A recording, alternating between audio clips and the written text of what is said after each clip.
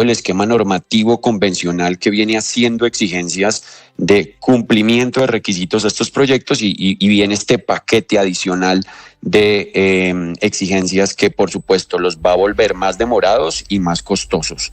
Y adicionalmente le atribuye unas competencias. ¿De qué clase de obras o de qué clase de efectos estamos hablando, gobernador? Bueno, por ejemplo, proyectos como redes de transmisión energética, proyectos que aún no han sido licenciados, que se requieren que ya entren para soportar todas las necesidades de desarrollo de este centro del país y que muy seguramente van a tener a partir de la expedición de este decreto, de esta resolución mejor, toda una serie de requisitos adicionales que va a complicar el proceso de licenciamiento ambiental. Proyectos de infraestructura vial, proyectos, por ejemplo, de rellenos sanitarios que requiera tanto Bogotá como Cundinamarca, temas de escombreras que definitivamente también son necesarias para el desarrollo de una región que crece de alguna otra manera en su componente urbanístico. Entonces, en verdad es un proyecto de resolución que genera impacto en todos los sectores, tanto económicos como sociales. Gobernador, ¿ustedes fueron consultados, tuvieron mesas de trabajo con el Ministerio de Ambiente de cara a la redacción de este documento, de esta resolución? Lo que se ha dicho por parte del Ministerio es que la expedición de este proyecto de resolución implicó 3 fases: una fase de diagnóstico, una fase de formulación y una fase de publicación. En la fase de diagnóstico fuimos consultados, se nos requirió información, tuvimos 2 mesas de trabajo con el ministerio en donde los alcaldes aportaron documentación, respondieron encuestas, pero en la fase de formulación no conocimos las implicaciones de estas determinantes y pues nos preocupa, por supuesto, es un proyecto que genera incertidumbres que las hemos mencionado y que estamos construyendo un paquete de observaciones a ese acto administrativo para que sea valorado por parte del Ministerio de Ambiente. ¿Qué va a pasar, por ejemplo, perdóneme, gobernador, señor, con los Regiotram? ¿Se verían afectados por cuenta de la resolución? Nosotros creemos que los que son proyectos activos en ejecución no van a tener ningún tipo de contrapié con este proyecto de resolución. Por supuesto, los que están en estudio, en factibilidad, en prefactibilidad, van a tener que adecuarse a este nuevo requisito de exigencias adicionales en licenciamientos ambientales, en permisos que deban tramitarse ante autoridades ambientales. Entonces creo que, por ejemplo, Regiotran Norte pues va a tener que necesariamente verse ahora en las observaciones, que se nos precise si estas restricciones alcanzan a cubrir proyectos férreos como Regiotran Norte, que ya tiene todos los estudios a nivel fase 2 para poder tener una viabilidad técnica y recibir los recursos para poderlo contratar. Proyectos como la avenida Subacota sin duda también se afectarían. El tema relacionado con la extensión de la avenida Ciudad de Cali hacia la ciudad de Soacha y otros tantos proyectos de conectividad entre Bogotá y Cundinamarca que están en etapa de estructuración, que muy seguramente van a tener retrasos y los retrasos en tiempo generan costos adicionales.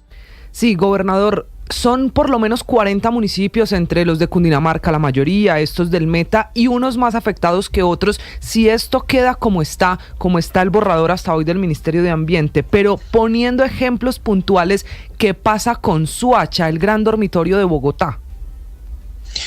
Bueno, lo que sucedería, por ejemplo, en términos de vivienda, que es lo mismo que sucedería en el resto de los municipios que son área hídrica, de acuerdo con esta resolución, es que solamente podríamos construir, por ejemplo, vivienda en las áreas que hoy los POT, los ordenamientos territoriales de cada municipio, establecen que son de expansión urbana o suelos suburbanos. En el futuro es improbable, de acuerdo con esta resolución, habilitar suelo de expansión para la construcción de más viviendas. Significa que lo que hoy hay en la foto de hoy es lo que va a permanecer en los próximos 50 años. Básicamente eso es lo que dice la resolución, lo que imprime pues muchos desafíos porque el crecimiento demográfico es inevitable. En Cundinamarca vamos a crecer de aquí al 2035, según el censo DANE, 1 millón de habitantes más. y al 2050 2.300.000. Esos habitantes, pues lógicamente tendremos que ubicarlos en algún punto de la geografía, y lo que se dice es que efectivamente no podrán existir habilitaciones nuevas de suelos de expansión urbana o suburbanos, lo que significa que lo que tenemos hoy es como el saldo disponible para 50 años en adelante, y ese saldo no nos va a alcanzar para poder ofertar vivienda. Sobre el tema particular que le preguntaba Camila de Soacha, ¿cuánto tiempo hace que están trabajando en el POT de Soacha? Bueno, ya llevan un muy buen tiempo. Yo creo que durante los últimos 10, 12 años me Soacha ha venido trabajando. Que en este POT de hoy están trabajando hace 5 años y medio. Ok. 5 años y medio. Si se acepta la resolución, obviamente ese POT queda automáticamente desactualizado, despedazado, inviable. Efectivamente, si la resolución se aplica antes de el trámite ante el Consejo Municipal, después de haber obtenido la concertación ambiental, haber hecho los cabildos abiertos, definitivamente este nuevo POT no podría considerar nuevos suelos de expansión ni áreas suburbanas. Efectivamente, con lo que tiene a hoy es con lo que tiene que vivir en las próximas décadas, cosa que por supuesto vulnera el desarrollo y la posibilidad de la autodeterminación en materia de ordenamiento territorial de ese municipio, que es otra de las cosas que se discute, la autonomía territorial. ¿Qué va a pasar con los municipios que no pueden tomar decisiones en su territorio? De acuerdo, y Soacha, que necesita por supuesto un POT y necesita una salida y un camino de desarrollo. Gobernador Rey, gracias por acompañarnos esta mañana. Le deseo un feliz jueves. Bueno, muchísimas gracias, Néstor. Sobre este tema también hay alerta de la Cámara Colombiana de la Construcción, de los constructores de vivienda. Su presidente de Camacol es el doctor Guillermo Herrera. Doctor Herrera, buenos días. Néstor, buenos días. Un saludo para usted, para toda la audiencia y por supuesto para todas las personas que lo acompañan en la mesa. ¿Cómo es el efecto en la construcción de vivienda con base en esta resolución del Ministerio de Medio Ambiente? Pues gravísimo, Néstor, gravísimo. Los estudios que hemos adelantado hasta el momento frente a esa resolución nos muestra que habría unos 60 planes parciales que se afectarían en Bogotá y toda la sabana con esta decisión. Estamos hablando de unas 360.000 viviendas, de las cuales 240.000 serían viviendas de interés social. Entonces, claro, esto genera un riesgo grande. Ahí estamos escuchando al gobernador, porque nos pone a competir es contra la informalidad, ¿no? Nosotros estimamos que de aquí al 2035 se pueden requerir 1 millón de viviendas. Entonces, la gran pregunta que hacemos es, ¿las vamos a hacer formales o vamos a promover la informalidad? Que creo que esa última opción sí que afecta contra los valores ecológicos de la sabana. Esas viviendas, las 360.000, ¿son para quiénes, doctor Herrera? Pues ahí hay de todo, pero principalmente son viviendas de interés social. Son alrededor de 240.000 viviendas de interés social que están destinados a los hogares de menores ingresos. Pero no solamente eso, ayer escuchábamos al alcalde Galán diciendo que ya hay barrios construidos, terminados, ocupados, ¿no? Alrededor de 138 barrios solamente en la ciudad de Bogotá que terminarían afectados con esta condición. Entonces imagínese usted, alguien que ya tenía su casa, ¿no? Y de pronto esta decisión lo que va a hacer es desvalorizar ese activo que ya tiene. Alguien en un barrio que se legalizó en Bogotá, que de pronto quiere sacar una hipoteca, entonces la gran pregunta es, ¿los bancos le van a prestar a estas personas? Entonces yo sí creo que aquí hay una discusión de fondo, ¿no? Importante. Nadie está diciendo que no estamos de acuerdo con el ordenamiento ambiental, pero yo creo que hay que hacerlo bien y no hay que dejar de lado la participación democrática, que es lo que faltó acá en este proceso.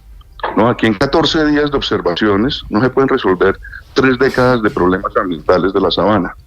Y yo sí creo, y es el llamado que hacemos, a que esto hay que revisarlo con lupa. Por eso le pedimos a la Procuraduría que haga una vigilancia preventiva en este proceso, porque esto es una discusión muy de fondo que no se resuelve en 14 días. Sí, doctor Herrera, ¿dónde están esas viviendas? Si bien la mayoría son de interés social, ¿están en qué zonas exactamente de la sabana? Bueno, están entre los municipios principalmente de Cundinamarca, ubicados algunos en zonas de expansión, otros en zonas urbanas, en todos los municipios tenemos. Entonces ahí está la gran reserva de suelo de la que hablaba el gobernador antes de mi intervención. Esto, ¿cómo funciona? En el ordenamiento tú vas reservando suelo. El ordenamiento te permite marcar suelos de expansión que después vas incorporando al desarrollo urbano vía planes parciales.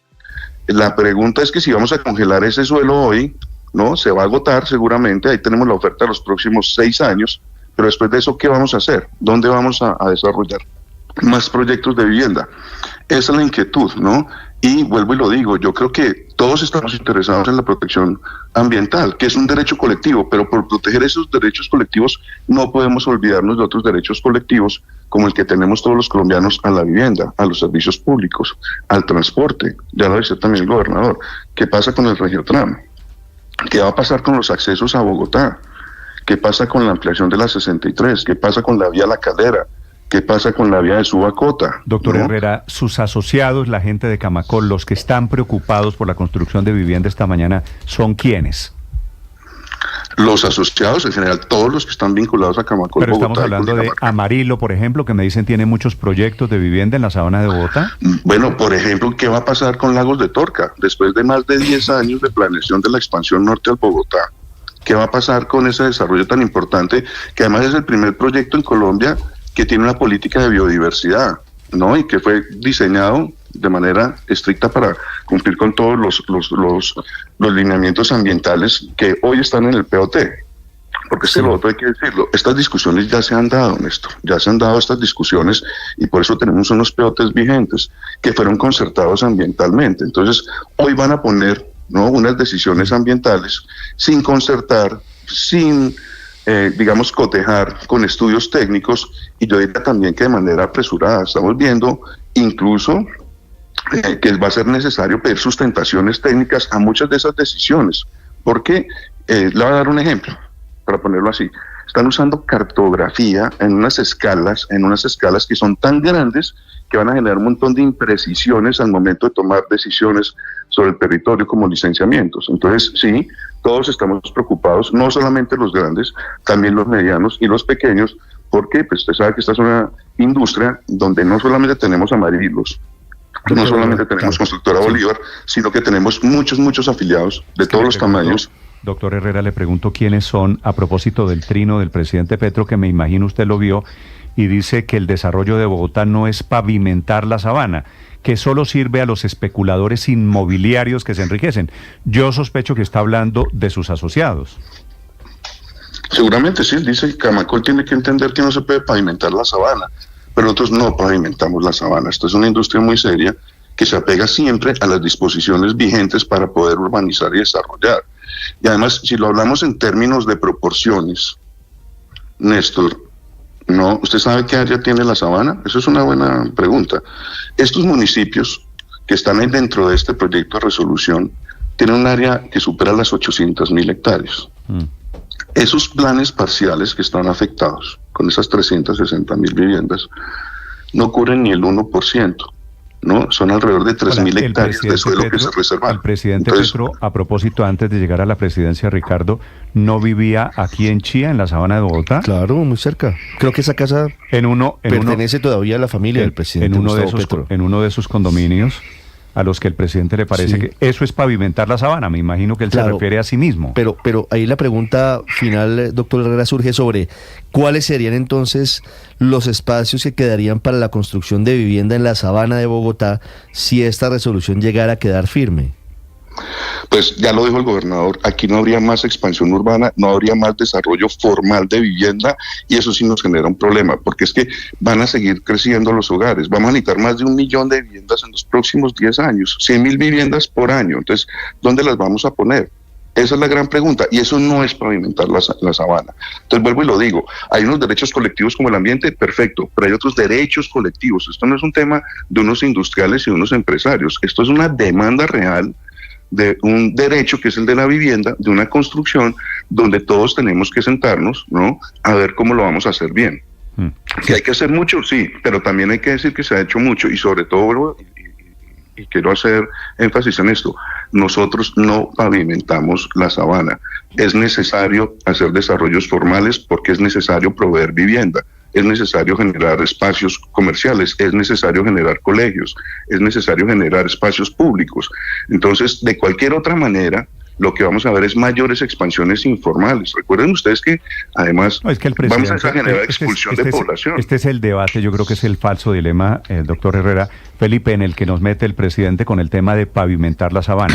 Sí, la gente que vive en Bogotá necesita obras, necesita colegios, necesita viviendas, necesita vías, necesita energía, necesita hospitales, educación, salud, todo. Felipe, eso es lo que el presidente llama pavimentar la sabana. Lo otro, pues para no pavimentar la sabana, ¿qué hacemos? ¿Nos devolvemos cuántos siglos para vivir en los árboles, para no pavimentar, para no movernos, para no construir viviendas como la que construyó y levantó el presidente Petro en la sabana de Bogotá? Pero además, no solo eso, Néstor, es que la gente, no solo que vive en Bogotá, Néstor, la gente que vive en cualquier municipio, específicamente hablemos del tema de la sabana de Bogotá, pues estos municipios se tienen que expandir, Néstor, tienen que hacer hospitales, tienen que hacer colegios, hacen barrios, construyen vivienda. Entonces, ¿para dónde van a coger? ¿Para dónde? Que la población crece. La última pregunta para el presidente de Camacol, Paola.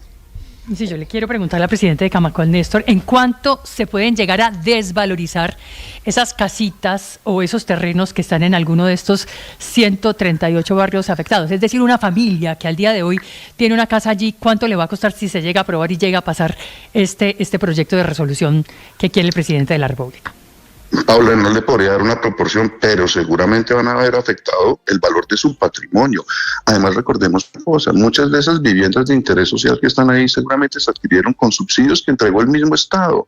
De pronto el mismo presidente Petro, cuando fue alcalde, subsidió muchas de esas viviendas, ¿no? Viviendas que van a perder su valor, que es el ahorro de los colombianos, de los bogotanos, de todos los que vivimos en la sabana. Entonces, yo sí creo que este no es un tema menor y no se resuelve con esa falacia de que aquí estamos pavimentando la sabana. Aquí lo que estamos generando son vehículos de ahorro para que las familias puedan salir de la pobreza en muchos casos o para que puedan constituir un patrimonio para sus hijos. Entonces, no compartimos la visión del presidente Petro.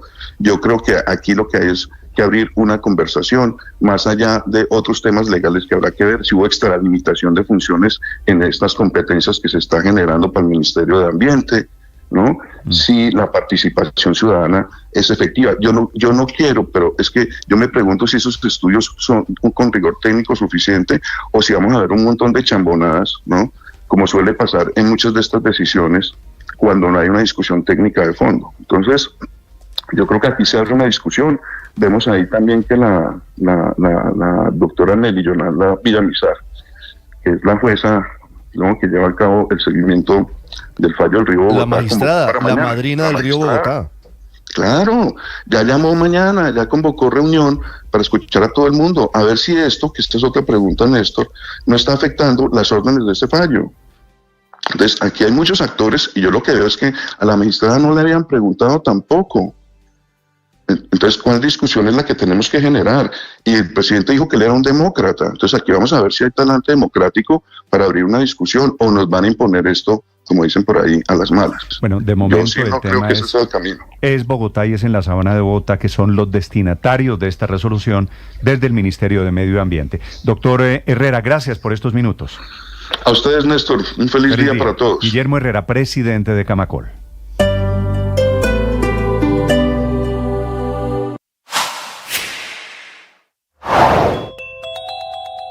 Se agrava hoy la pelea del gobierno nacional, del presidente Petro en particular, contra todo el mundo por el agua en la sabana de Bogotá. En realidad, por proteger lo que el presidente llama el agua, los ríos voladores y el ecosistema, lo que está arriesgando es la construcción de 360.000 viviendas para gente la más pobre, el desarrollo de obras públicas en el centro del país y la autonomía de Bogotá y del concepto ampliado de lo que se llama la Bogotá región. El alcalde Galán acusa al presidente Petro de violar la Constitución, de arriesgar por lo menos 18 grandes obras, entre ellas el metro de Bogotá, la autopista norte, la carrera séptima, la prolongación de la avenida Boyacá, el ferrocarril de la Sabana, la vía Subacota, el cable aéreo, el de la Calera, que es apenas un proyecto, los Regiotram de norte y de occidente, es decir, todo el desarrollo de Bogotá, que quedaría frenado si prospera esa resolución ya presentada, ya publicada por el Ministerio de Medio Ambiente. Uno de los errores que cometemos constantemente los seres humanos es que sacamos conclusiones de nuestros prejuicios, de nuestras suposiciones, no del dato, no de la realidad, sino lo que nosotros hemos lanzado como hipótesis, no hemos contrastado y desde allí hacemos un juicio o tomamos decisiones que nos llevan a situaciones complejas. Por eso hoy te quiero mirar a los ojos, recordarte lo valioso, lo valiosa que eres y decirte, por favor, no saques conclusiones de suposiciones. Haz el esfuerzo de comprobar si eso que estás pensando, si eso que estás creyendo es verdad, es real. Y solo allí actúa con inteligencia, con coherencia y sabiduría. ¡Ánimo! Tú sabes.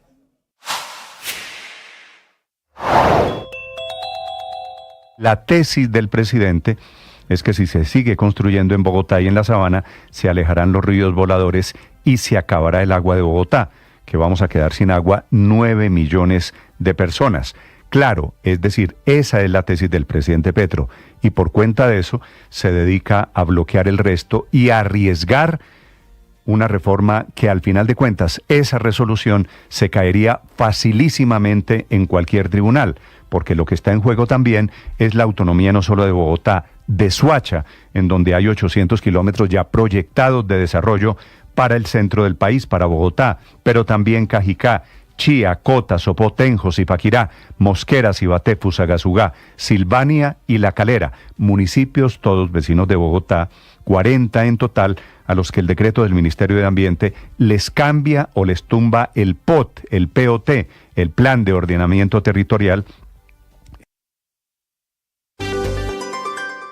El padre Alberto Linero es periodista y también está en Mañanas Blue.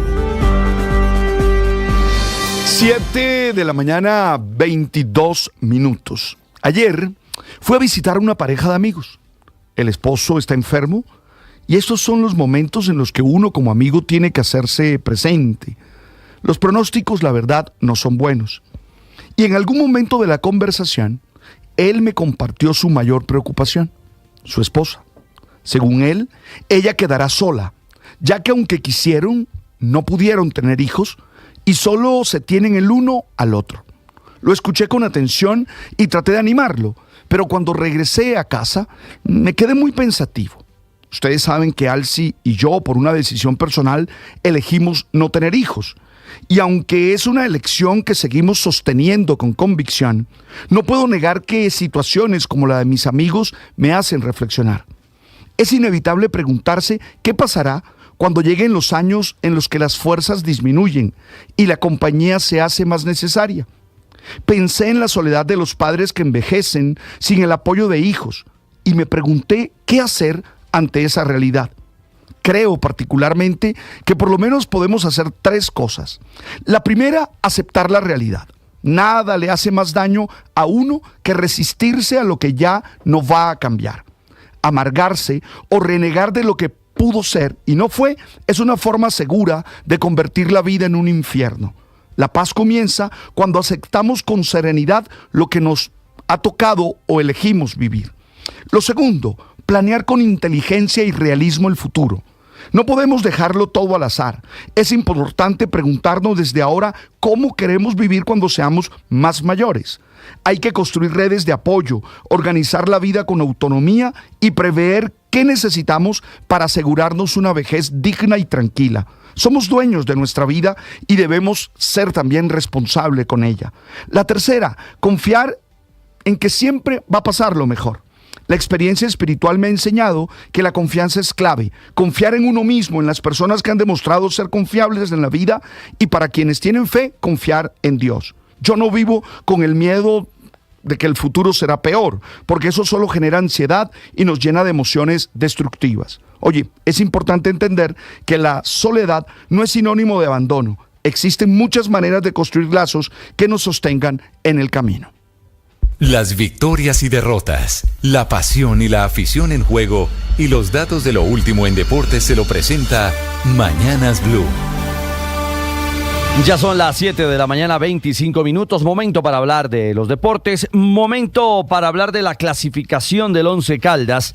Esta es una realidad que tiene dos caras. El arribo a la Copa Sudamericana, a la fase de grupos, la de la alegría, la del blanco, la de la decepción y el fracaso de Millonarios. Fue en Palo Grande, una llave definida a juego único, como lo estableció Conmebol, y un partido que parecía irse 0-0 en los 90 minutos reglamentarios, pero no. Al minuto 80, Michael Barrios sería el encargado de enloquecer las tribunas del estadio de Manizales para sellar la victoria del Once Caldas. Millos, a lo largo del partido, no elaboró ofensivamente, solo remató en una oportunidad al arco rival. Un equipo sin mucha idea, sin mucho juego, y un Once Caldas que en los pequeños detalles hizo la diferencia. Puntualmente un gol que le permite alcanzar un jugoso botín.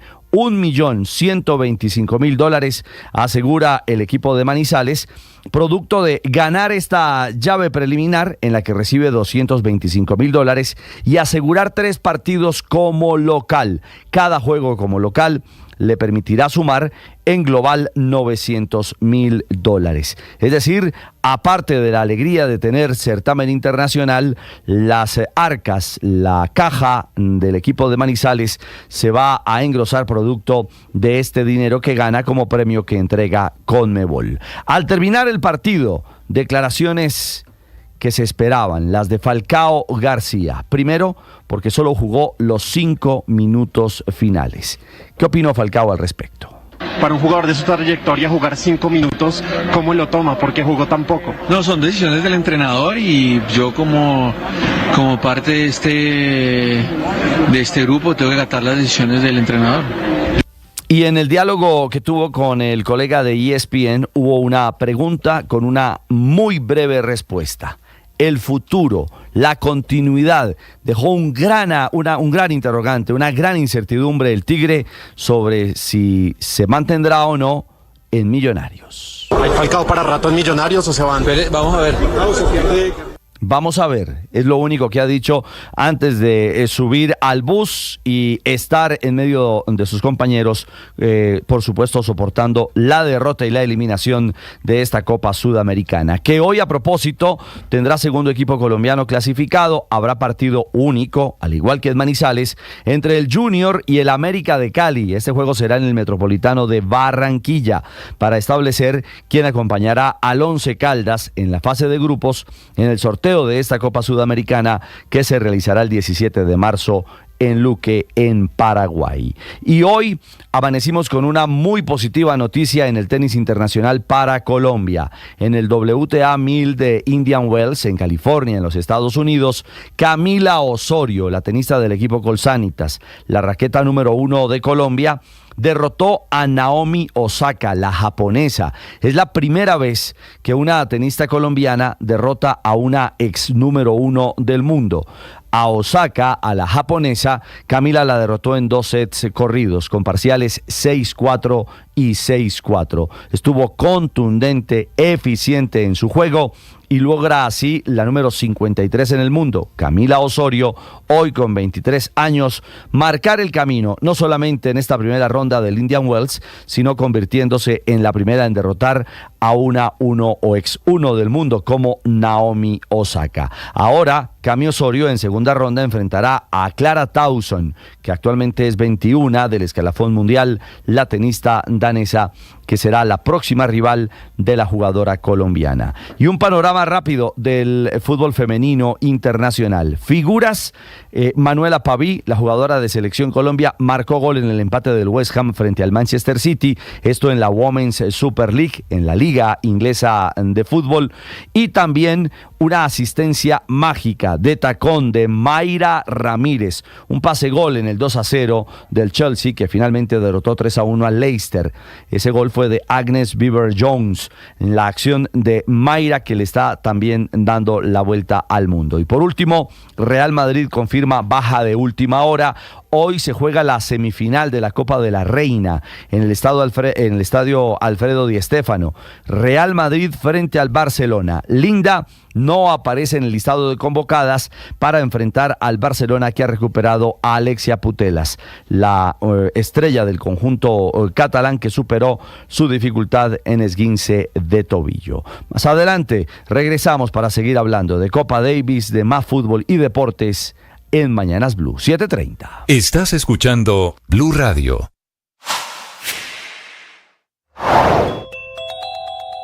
Mientras en la Cámara de Representantes avanza la reforma a la salud del gobierno nacional con los votos de un grupo de congresistas de partidos políticos como el Liberal, el Conservador y el Partido de la U, este proceso podría ser visto como una prueba piloto del proyecto político con el que el presidente Gustavo Petro busca la permanencia de la izquierda en el poder a través de lo que él denomina Frente Amplio. La renovación de votos de este matrimonio político de la izquierda con algunos sectores de centro e incluso de derecha se consumó en las últimas 2 semanas gracias a las gestiones del nuevo ministro del Interior, Armando Benedetti, quien logró alinear sectores importantes de partidos que no pertenecen al pacto histórico a cambio de representación política, o para decirlo en términos más claros, a cambio de burocracia por medio de la renovación de la entrega del Ministerio TIC, por ejemplo, y el Ministerio del Deporte, entre otros. El ministro Benedetti reconoció en las últimas horas que la estrategia política con la que el gobierno busca otros 4 años de la izquierda en el poder consiste en la consolidación del llamado Frente Amplio. Reconoce que él está reorganizando esa coalición y aseguró que si participan los liberales, la U, los independientes, los verdes de Amaya, refiriéndose al gobernador de Boyacá, Carlos Amaya, de cara a una consulta en marzo de 2026, esto lo dice textual Benedetti, tendremos posibilidades de ganar a todos los candidatos de la derecha como Fajardo, Claudia López y Vicky Dávila.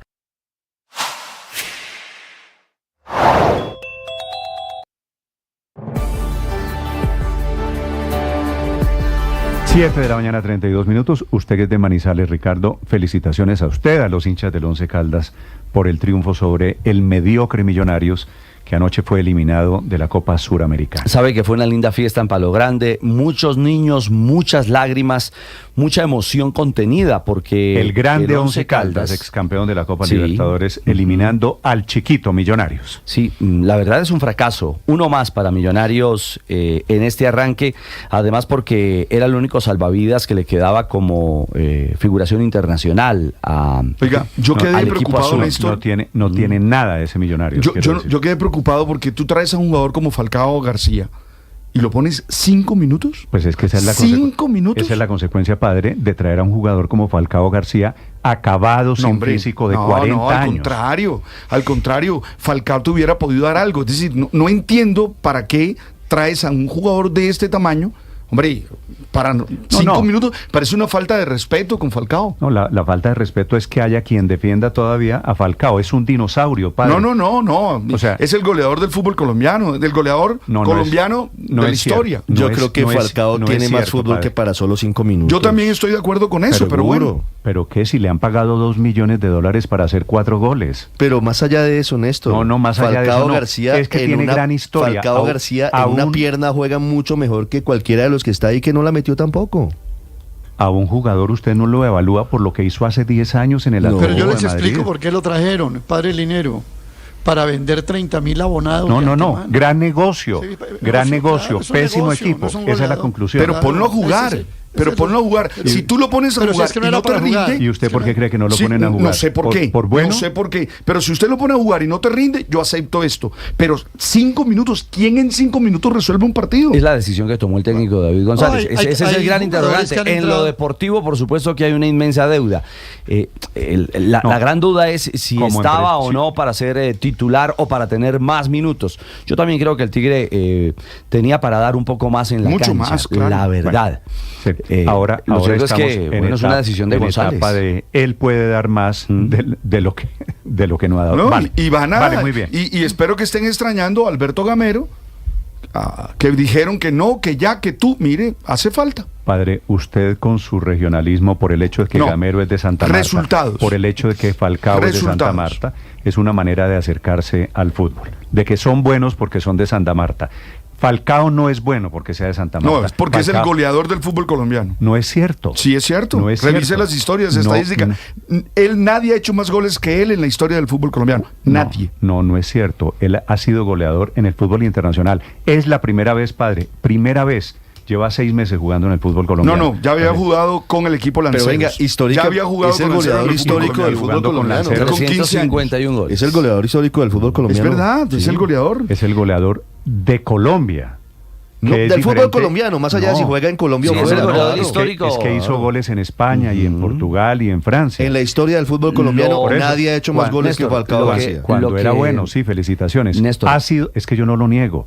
Falcao fue, bueno, pero no me quiero meter en esto porque mi opinión es de un hincha adolorido. Exacto. Porque le están pagando, se está llevando el 90% del presupuesto del equipo. El tema... Gran jugador era. El tema es Hoy que... en día es un equipo mediocre, eliminado anoche, punto. Ah, bueno, pero esa es otra realidad. Y Eso es eso sí, eso no se focaliza única y exclusivamente en Falcao. O sea, que Millonarios camina mal, que Millonarios no tuvo argumentos para superar al Once Caldas.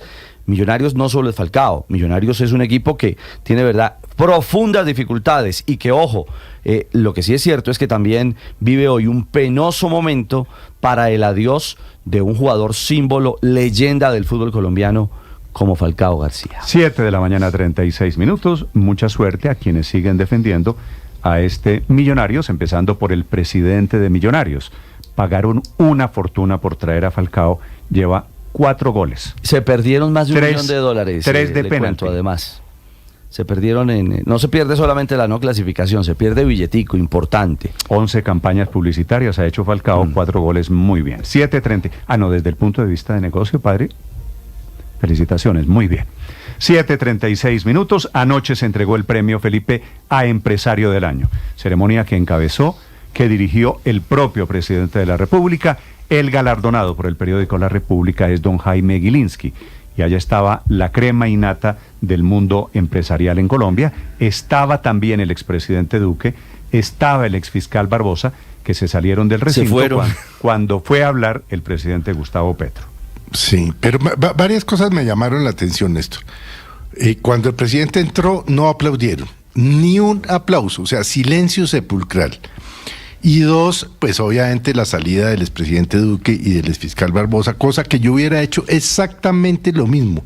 Yo lo escuché a usted esta mañana diciendo que no sé cuál fue la palabra que utilizó, maleducados. Que me parecieron descorteses. Descorteses, bueno, pues no, a mí me parece que si usted le invitan a la fiesta, cualquiera que sea, una persona que no ha hecho sino decir que usted no sé qué, usted puede, no, debe parar e irse, eso es lo digno, Néstor. Felipe, ¿no estuvo Biden en el acto de transmisión de mando de Trump hace 40 días? Néstor, pero estamos hablando de una transmisión presidencial. Sí, y aquí es un estamos hecho de hablando convivencia política, Felipe. Trump dividido por el cambio del dólar da Petro, Néstor, a mí me da pena, pues. Pero, Néstor, mire, yo hubiera hecho lo mismo que Duque y el fiscal Barbosa, me hubiera ido. ¿Por qué me tengo que el quedar presidente yo no se hoy? dio cuenta, ¿no? al margen de la inmadurez de Barbosa saliéndose, porque cuando uno llega a un recinto, aunque no le guste, pues da la mano. Pero lo más interesante de esa sesión, Néstor, creo yo, es algo curioso, y es que el principal promotor empresario de la candidatura de oposición hoy más visible, que es la de Vicky Dávila, ha sido Gabriel Gilinski, que muy amablemente saludó al presidente de la República, conversaron y después acompañó a ver cómo el presidente de la República homenajeaba a su papá.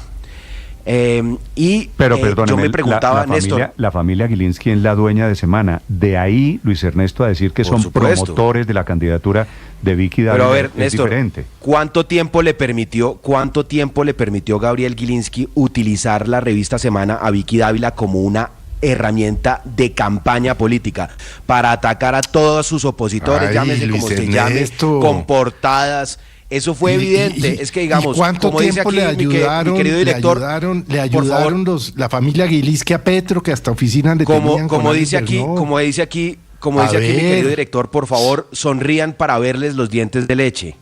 Miren, Gabriel Gilinski, principal antagonista, ¿usted Néstor. vio el discurso de Gilinski de anoche agradeciéndole a mi amigo Gustavo Petro? A mi amigo Gustavo Petro hace 30 años. Si alguien si un político ha sido cercano a la familia Gilinski, es Gustavo Petro. Claro. Pero justamente por eso, Néstor. Desde la de hace 20 y pico de años con Bancolombia. Por eso, Néstor, no amigo de hace 8 días. Pero por eso justamente le quiero complementar la teoría, y es que el más interesado de que crezca Vicky Dávila, que le puso revista a cargo, le permitió atacar a todos sus rivales, es por supuesto el señor Gabriel Gilinski. Pero le sigue en la lista. ¿Y qué pretendía, quién es el más interesado de que crezca? No, perdóneme, permíteme, Felipe. Si me permites desarrollar la idea, Felipe. No. ¿Y qué pretendía? ¿Quién es el segundo más interesado? Trabaja en un medio de comunicación en el que se gana un ¿Quién dinero. es el segundo más interesado? No significa que los dueños de este medio de comunicación están de acuerdo con sus candidaturas. Ni que de lo hecho, creo que están, además creo que están bastante en desacuerdo con muchas de mis opiniones. Pero déjeme desarrollarle la idea, Néstor. ¿Y por qué no puede? Déjeme desarrollarle la idea. ¿Y por qué el hecho? A ver, la pregunta es, Felipe, ¿por qué el hecho de que Vicky Dávila haya trabajado en Semana, y yo no soy amigo, no tengo nada que ver con los señores Gilinski, significa entonces ahora de la noche a la mañana que los Gilinski son los principales promotores de la candidatura de Vicky Dávila? Es muy sencillo, pero le desarrollo la idea, Néstor. Entonces, ¿quién es el segundo más interesado en que la señora Vicky Dávila crezca política y electoralmente? Ahí está la otra parte de la respuesta. Gustavo Petro. ¿Qué hizo Gustavo Petro cuando ella era directora de la revista? La convirtió en una antagonista, la mencionaba en todos sus discursos. De la misma manera la que mencionaba en todos Petro sus trinos. Está haciendo lo mismo hoy con Claudia López. Y coinciden los intereses, Néstor, de Gabriel Gilinski y de Gustavo Petro, que ayer homenajeó al papá de Gabriel Gilinski por su amistad, por supuesto, pero porque no le preocupa que el supuestamente Semana haya sido convertido. Que Gilinski y Petro son amigos. ¿Y por qué no me dice Gilinski? Y como son amigos, Gilinski patrocina muchas cosas cercanas al gobierno Por Petro. supuesto, y como son amigos, muy probablemente están también de acuerdo en la candidatura de Vicky Dávila. ¿Y sabe por qué? Aunque suene curiosísimo que Gustavo Petro y Gabriel Gilinski y Jaime Gilinski estén de acuerdo. Me está armando una teoría conspirativa un poquito difícil de entender, Luis Ernesto. Que Petro y Gilinski se pusieron de acuerdo para impulsar a Vicky Dávila, ¿es lo que usted me quiere decir? Sí, ¿sabe por qué le conviene y sabe por qué le convienen los dos? Le conviene especialmente a Gustavo Petro y por eso es que se dedicaba a mencionarla todos los días, a crecerla políticamente cuando todavía estaba en la revista y a convertirla en antagonista, porque lo que le sirve a Gustavo Petro es la polarización. Y por eso mismo ayer el ministro del Interior, cuando hablaba del famoso Frente Amplio, decía: aquí vamos a competir con nuestro Frente Amplio contra los de la derecha, contra Sergio Fajardo, contra Claudia López y Vicky Dávila. La estrategia de la izquierda es borrar al centro, siempre ha sido así, y por eso meten a Fajardo en la derecha, a Claudia López en la derecha, en igualdad de condiciones que Vicky Dávila. A ver, Luis Ernesto, usted está dando una vuelta larguísima para decir que Vicky Dávila es el caballo de Troya, el equivalente a Rodolfo Hernández para las elecciones del año entrante. Porque polariza, tal cual, polariza tanto que la han inflado que le da una oportunidad a la izquierda. Pero como Claudia López es el caballo de Troya de Petro. A ver. Pero es que yo no estoy hablando de Claudia López, Felipe. No, yo pero estoy es que es lo mismo. Es decir, que decir que Vicky es el caballo de Troya de Gilinski es decir que Claudia López es el caballo de Troya de Petro. Yo les estoy explicando por qué a Gabriel Gilinski y Jaime Gilinski le interesa lo mismo que a Gustavo Petro, que es crecer a Vicky Dávila como figura presidencial. Si va a armar una teoría de conspiración, tiene que ser completa. Si hicieron eso con Vicky Dávila, pues están haciéndolo también con Claudia López. ¿Quién es el blanco de todos los nuevos ataques de Petro? Claudia López. Claudia López y también de Uribe. La incluyó y Uribe ayer también ataca constantemente a Claudia López. Diciendo que es derecha. O sea, la supuesta uribista que es Claudia López recibe todos los ataques de por medio del expresidente Uribe, que utiliza memes de inteligencia artificial. Yo me hago una pregunta, Néstor, sobre el tema de la polarización. ¿Usted puede inducir a la polarización? Porque es que ya le he oído a varias personas la teoría de que el principal problema de Colombia es la polarización. Yo no creo que eso sea el principal problema de Colombia. Pero bueno, entrado en gastos, digamos esto. ¿Es que alguien puede polarizar? No, el país está polarizado no ayer, ni antier, ni con la condecoración de Jaime Gilinski. El país viene polarizado desde hace 5 o 10 años. Esa es la realidad. Y entonces hay personas que se paran que en la mitad, en el centro, a ver qué es que yo no quiero que el uno o que el otro, y ahí se van a morir. Me acuerdo de una anécdota o de un cuentazo que echa todo el mundo cada rato. Usted sabe qué le pasó a los que estaban en la pelea entre ratones y pájaros, a los murciélagos, pues que se los tragaron entre los dos. Eso fue lo que les pasó. Entonces, país está polarizado, Néstor. El país está polarizado, y eso no lo va a calmar. Siempre ha estado polarizada. Pero claro, decir uno que Vicky Dávila es el caballo de Troya de los Gilinski, bueno, a ver. No, lo cierto es que Vicky Dávila tiene una carrera en el periodismo de décadas. Y haber estado como directora de la revista Semana era sin duda por mérito propio. Que después ella decida ser candidata o no y que la familia Gilinski la apoye, pues no es sino también parte de lo que hacen los empresarios siempre. Y es apuntar a diferentes opciones. A todos, le van a todos. Claro, apuntar a diferentes opciones para garantizar los intereses empresariales. Eso puede ser, María Consuelo. Néstor, que la familia Gilinski, Felipe, tuvo nexos históricos, que ha tenido nexos con Gustavo Petro, muchos. Es innegable. Creo que eso no hay discusión. Ahora, la familia Gilinski es cercana seguramente personalmente a Vicky Dávila también. De ahí a montar la teoría conspirativa que Petro y los Gilinski, a propósito del premio de anoche, están en la misma barca impulsando por conveniencia a Vicky Dávila, me parece que ya hay un pasito. Yo no creo que estén en la misma barca, pero hay coincidencias de intereses. Petro tiene una vieja amistad con Jaime Gilinski, pero con su hijo la cosa es distinta. Su hijo concibió todo un proyecto periodístico político. Compró revista Semana y claramente tenía el objetivo de volverlo un Fox News. Y Fox News se nutre, y Trump se nutre de Fox News. Y crearon un proyecto político. Yo creo que todo empezó ahí. Álvaro, ¿está el presidente Petro, que es la teoría que acabo de escuchar aquí? No, permítame, explico. El proyecto político es un proyecto político de derecha populista, copiando el modelo norteamericano, con Fox News como plataforma, buscar un personaje que tenga capacidades del mundo del entretenimiento como Trump y del periodismo, porque saben que la política hoy no es de políticos, sino de ese mundo, como Trump. Impulsarlo, lanzarlo.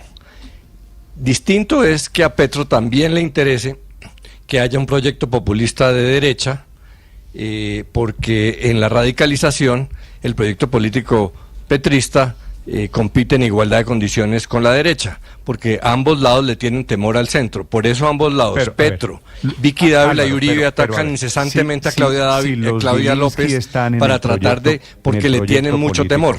Si los Gilinski estuvieran en ese proyecto político, ¿cómo explica usted la frase del señor Gilinski anoche, saludando y el presidente Petro haciéndole el homenaje al empresario? Pero se lo dije, Jaime Gilinski es amigo de Petro desde hace años.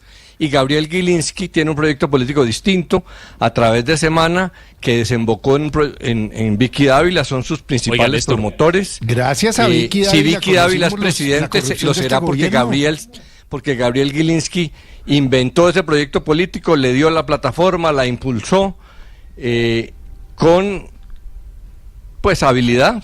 Pero básicamente copiando el modelo norteamericano. Álvaro, una habilidad que está aprobada, porque si usted quiere revisamos uno a uno los procesos, unos en juicio, los otros capturados, los otros imputados, para resumirle lo que ha sido lo que usted llama el proyecto político de la revista Semana. Fueron investigaciones de corrupción, escándalos de polígrafos, escándalos de dineros en bolsas, en maletines, de maltrato a mujeres indefensas como las niñeras. Estaba escuchando, Néstor, la teoría. Es que se volvió, hizo carrera, Andrés, perdóneme, que primero era candidata y después fue periodista. Siempre Felipe. Fue periodista, 30 años, más de 30 años haciendo periodismo. Sí, yo no tenía sé. Todos los méritos para ser directora de la revista Semana y desde la revista Semana además ha desenmascarado mucho de lo del gobierno. Bueno, pero ya eso pasó, ese capítulo de la revista y ahora Semana. es candidata. Claro. Ahora es y candidata. no va a tener la antipatía. No ha de su desenmascarado antiguo nada. jefe. No. A mí sí me parece. No nos hagamos Héctor. los inocentes. No ha desenmascarado nada. Claro que sí, la Unidad Nacional de Gestión de Publicó Riesgo. lo que la Fiscalía General le entregó ilegalmente y los audios no se le hacemos los periodistas que tenemos fuentes. Unos los periodistas tenemos fuentes y publicamos lo que entregan las fuentes. El señor, el mediocre usted señor también, que era Héctor, fiscal general que se usted levantó ayer de la sesión y se salió, fue el que provocó ilegalmente ese hecho, pero como aquí aplaudimos todo lo que es ilegal, Néstor, todo lo que sea ilegal lo aplaudimos. De Laura Sarabia Esos y son delitos. No los dio el fiscal. Esos son delitos. Filtrar Héctor, esa información privada por la Fiscalía General de la Nación es un delito. Ella no meta a Vicky Dávila. No meta a Vicky Dávila, Néstor. Yo no estoy hablando de Vicky Dávila. Vicky Dávila estaba ejerciendo un derecho que yo defiendo profundamente, que es la libertad de prensa y la libertad de información. Pero los que entregaban ilegalmente la información con propósitos políticos para debilitar al gobierno del presidente Petro sí cometían delitos. ¿Y por qué no dijo eso en la fiscalía? Bueno, Néstor, pero mire. En la fiscalía de Eduardo Montealegre, en la fiscalía de Montealegre no le hicieron, Felipe, el montaje contra el candidato del Centro Democrático. No, pues el episodio del hacker Sepúlveda. Por ejemplo, aquí, aquí hay ahora unos escandalizados que no se escandalizaban antes. A ver, Andrés, rápidamente ya les voy a contar. Oiga, yo estaba escuchando la teoría. Pero yo tengo una reflexión sobre el ejercicio del periodismo que tengo claro que Héctor no está atacando al ejercicio como a quien supuestamente es quien entrega la información. No solamente es desde ese origen. Por ejemplo, en el caso de Armando Benedetti, la Fiscalía muy seguramente no fue la que entregó esos chats, esos audios de Armando Benedetti y Laura Sarabia, y los audios no están en poder. Néstor, mire, yo le pido el favor que no haga las afirmaciones que hacen contra mía. Y la entrevista, Héctor, perdóneme, y la entrevista a Nicolás Petro, es decir, Nicolás Petro en esa entrevista que termina aceptando las irregularidades que había cometido. La de Daisuris. Lo que quiero decir es que no toda la información publicada vino de la Fiscalía. Y no sé. Pero no nos hagamos los ingenuos y dejemos de justificar delitos, simplemente porque coincide con propósitos políticos que a nosotros nos gustan. Pero además, Néstor, las afirmaciones mías de crítica al señor Eduardo Montealegre están grabadas aquí en esta emisora y las dije en frente suyo, como para que usted diga lo que está diciendo en contra mía. Yo critico siempre lo que me parece ilegal, siempre. Ahí no hay ninguna incoherencia de mi parte. Lo hago si lo hizo el señor Montealegre, como le consta a usted, Néstor Morales, y lo hago cuando lo hace el señor Francisco Barbosa. Cada uno con propósitos políticos distintos, pero yo sí tengo una Néstor, de respeto por las reglas de juego y por los principios democráticos. Sí, yo solo le digo, muy interesante esta revisión histórica, pero solo le agrego una cosa que de pronto se les está olvidando, Felipe. Sí. La revista Semana, no con Vicky Dávila, la revista Semana desde los años 90, desde mucho antes, ha sido una revista, fue en otras épocas, una revista símbolo del periodismo de investigación. Y el periodismo de investigación en el proceso 8000, por ejemplo, se hizo con base en información judicial. Así que la revelación de el trabajo de Ricardo Calderón en Semana, eso le iba a decir, y los trabajos de Ricardo Calderón pues se hacen con base en información judicial. Pero bueno, eso es un paréntesis. Pero mire, Néstor, estaba pensando, en la teoría. No vuelve a sus fuentes criminales, pero inevitable este debate, ahora que estamos hablando de Gilinski, de candidaturas y del presidente Gustavo Petro. Señor Andrés.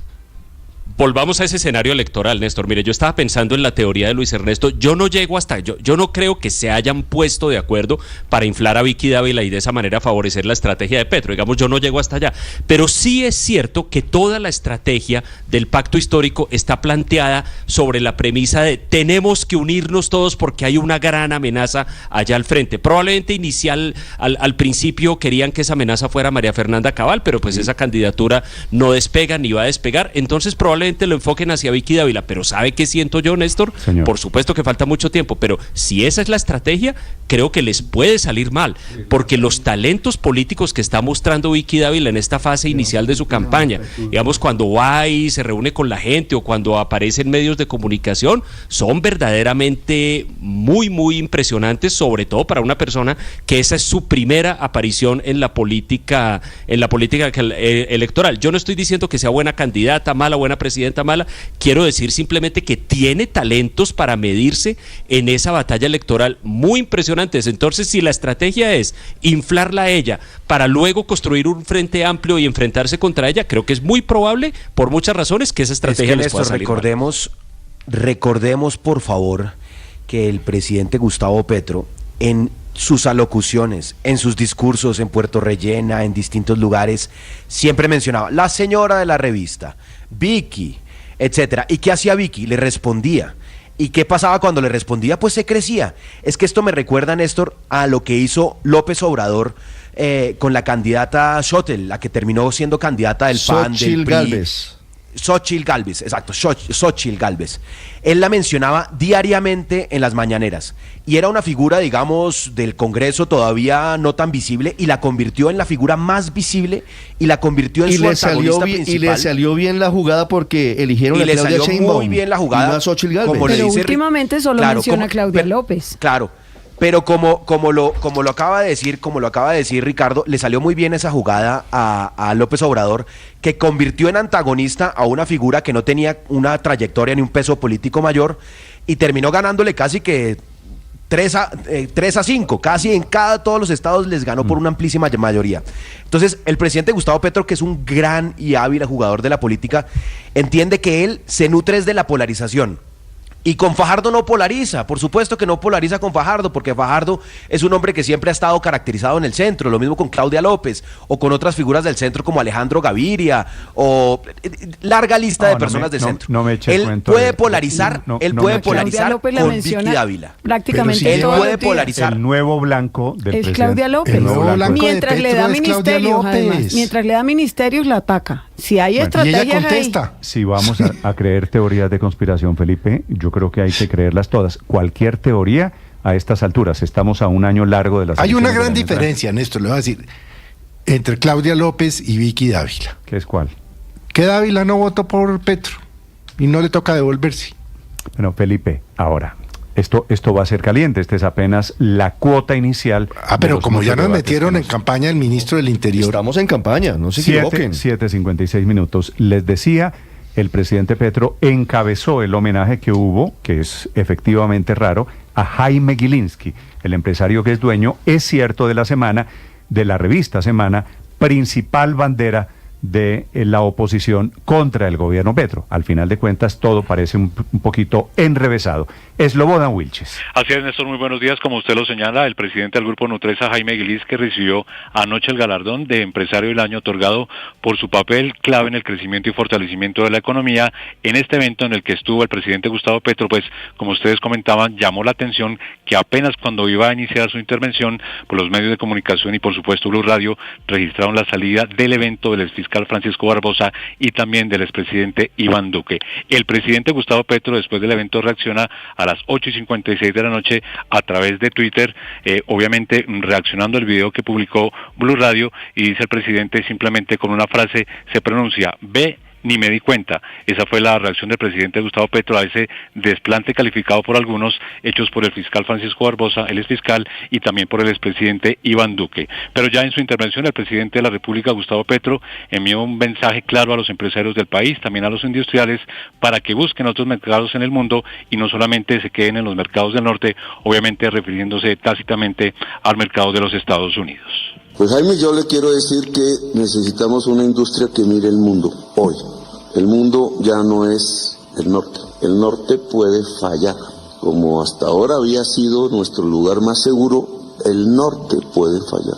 Entonces tenemos que mirar hacia el este, hacia el oeste, hacia el sur, hacia el norte. Colombia es el corazón del mundo.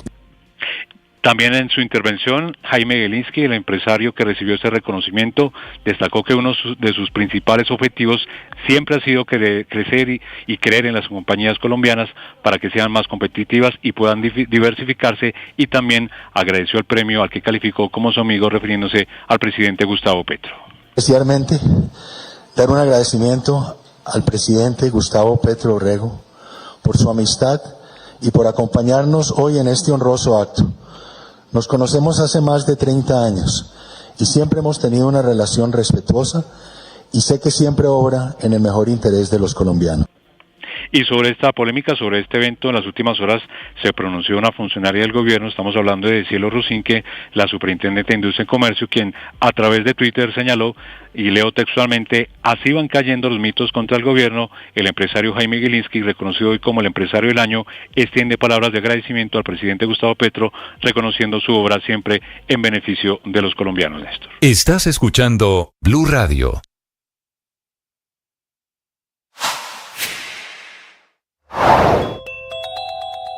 Cuarto día de paro arrocero en 5 departamentos del país, el grano más importante dentro de la alimentación del 70% del país, cuyos precios baratos, sin embargo, son tormento para 28.000 familias campesinas que cultivan cerca de 400.000 toneladas de arroz y producen alrededor de 2.100.000 toneladas de arroz paddy seco al año. Productores acechados y asediados hoy por la sobreoferta del grano, las importaciones desde Ecuador y los Estados Unidos, el contrabando ilegal de arroz, que puede llegar a ser hasta el 16% del consumo nacional, los cada vez mayores costos de producción, fertilizantes, abonos, agroquímicos y sobre todo agua, que elevan el costo de producir una carga a 220.000 pesos, es decir, 35.000 pesos por encima de lo que reciben por la venta de esa misma carga. Y finalmente, por la enorme cantidad de inventarios en la industria molinera, que ya es la fase industrial del arroz, y quienes tienen por lo demás la sartén por el mango al momento de las negociaciones de compra-venta, quienes también han disminuido en un 19%. La reforma a la salud está andando mientras estamos en todos estos debates políticos en la Cámara de Representantes. Han aprobado ya la inmensa mayoría, faltan solamente 8 artículos. Ayer aprobaron 23 de los 62 en total. La ponente de la reforma a la salud del Partido Liberal, doctora María Eugenia Lopera. Representante, buenos días. Gracias, hermano. Cuídate. Chao. Doctora Lopera, buenos días. ¿Me escucha, doctora Lopera? Y la oigo. ¿Se me fue? ¿No está? ¿Está o no está? Ricardo. Mire, para hoy citaron, Néstor, a las 9 de la mañana la plenaria de la Cámara de Representantes para terminar el bloque de 13 artículos que faltan por ser aprobados. Falta además una serie de artículos nuevos que no están incluidos en ese paquete, pero el gobierno está muy optimista frente al hecho de que van a ser aprobados. La conversión de las EPS en gestoras de salud, la conversión de la ADRES en el gran pagador de la salud. Sí. Doctora Lopera, ¿me escucha? Sí, señor. Bueno, le agradezco si me atiende un par de minutos. Quisiera preguntarle, esta reforma a la salud, con lo que está pasando